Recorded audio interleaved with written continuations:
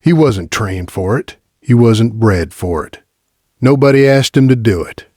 He just chose the baby from the first day, and on night 14, that choice saved her life. Sunshine came before Rosie did. He had been in the Hartley home for 3 years when Rosie was born. A 5-year-old golden retriever whose name had been given by the rescue organization and which nobody in the family had ever seen fit to change because it suited him so precisely. He had the warmth of the name and the color of it and the specific gentleness that the name implied. When Claire and Dan Hartley brought Rosie home from the hospital, they did the thing all the books recommended.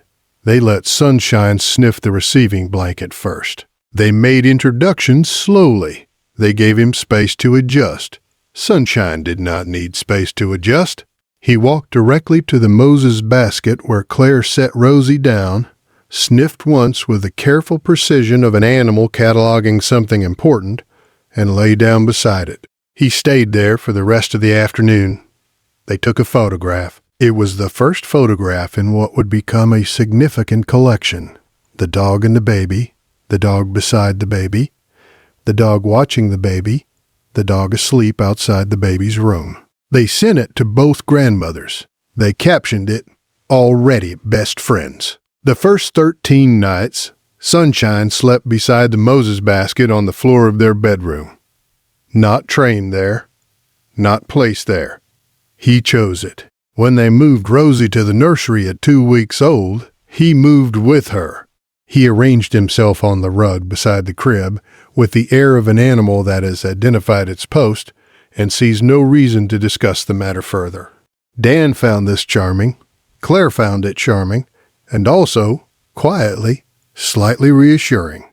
The exhaustion of a newborn's first weeks had a quality she had not been prepared for, the kind of tired that made every sound through the monitor feel like an emergency.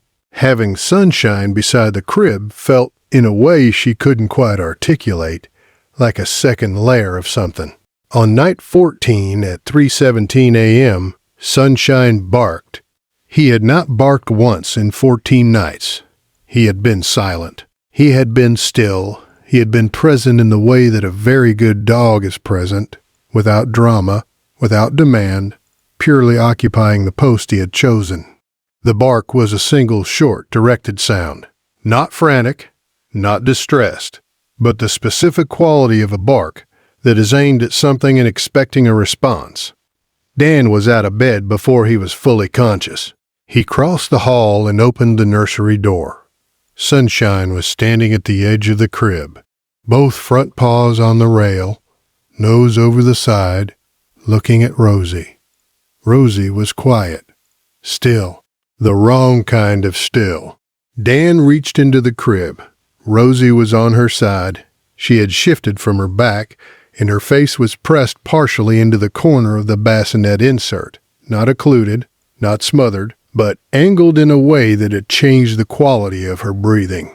The rise and fall of her chest was shallower than it should have been. Her color in the beam of the nightlight was slightly off. He repositioned her, placed her flat on her back, watched. Her breathing changed within seconds, deepened, steadied. He stood there for 4 minutes and counted breaths before he was satisfied. If you stay for stories about what animals sense before we do, you're in the right place. Subscribe so you don't miss the next one.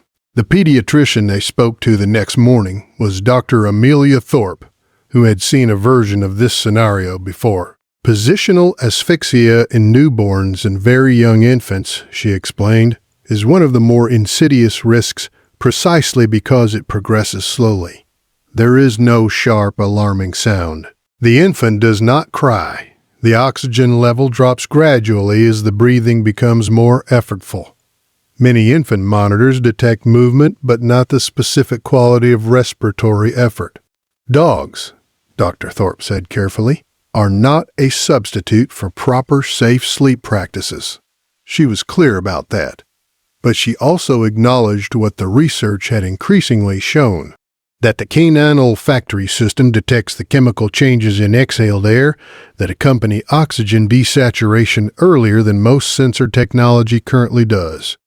Sunshine had been lying beside the Moses basket and in the crib for 14 nights. He had been breathing the same air as Rosie.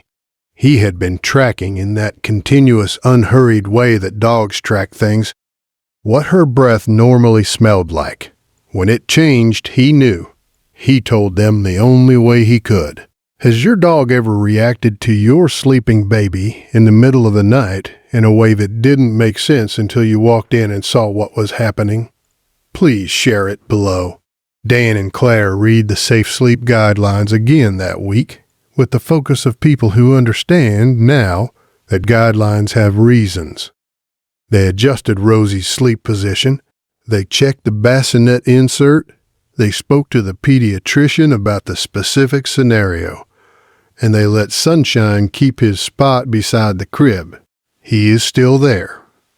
He will be there until Rosie moves to a toddler bed, at which point, by all available evidence, he will simply relocate to wherever she is. Every guardian deserves to be recognized, even the ones who never asked for anything in return. If stories like this matter to you, subscribe so you never miss the next one. Claire took a photograph of them in that first week that she keeps on her phone. Rosie sleeping in her basket. Sunshine stretched out on the rug beside her, chin resting on his paws, eyes half open. He is looking at the basket. He is always looking at the basket, the way he has been since the first afternoon they brought her home. Before anyone asked, before anyone trained him, before anyone understood what he had already understood the moment she arrived. Some things don't need explaining. Some things just need to be honored. Tomorrow, a dog who sat at a specific door for 3 days straight, and what was behind it when they finally opened it.